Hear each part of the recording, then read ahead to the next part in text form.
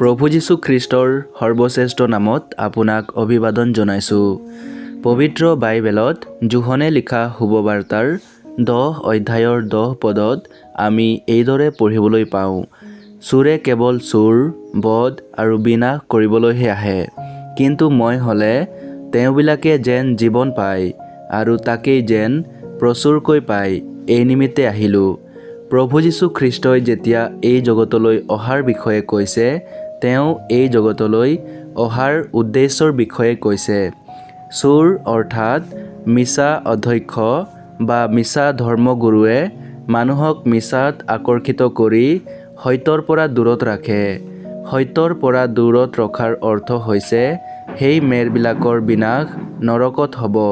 কিন্তু প্ৰভু যীশু খ্ৰীষ্ট, যিজন স্বৰ্গৰ পৰা নামি মানৱদেহ ধাৰণ কৰিলে, তেওঁ কৈছে, ময়েই বাট আৰু সত্য আৰু জীৱন, উদ্ধাৰৰ বাট অৰ্থাৎ পাপ ক্ষমা পোৱাৰ বাট। সত্য, পাপৰ দণ্ডক প্ৰকাশিত কৰি ঈশ্বৰৰ অনুগ্ৰহক তেওঁ প্ৰকাশ কৰে।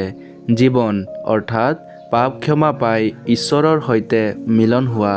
প্ৰভু যীশু খ্ৰীষ্ট, যিজন পাপীসকলৰ উদ্ধাৰৰ বাবে নিজকে নিজে ক্ৰুচত বলিদান কৰিলে আৰু মৃত্যুৰ পৰা তৃতীয় দিনা পুনৰ্জীৱিত হ'ল, তেওঁ নিজে কৈছে, তেওঁবিলাকে যেন জীৱন পায়, এই নিমিত্তে আহিলোঁ।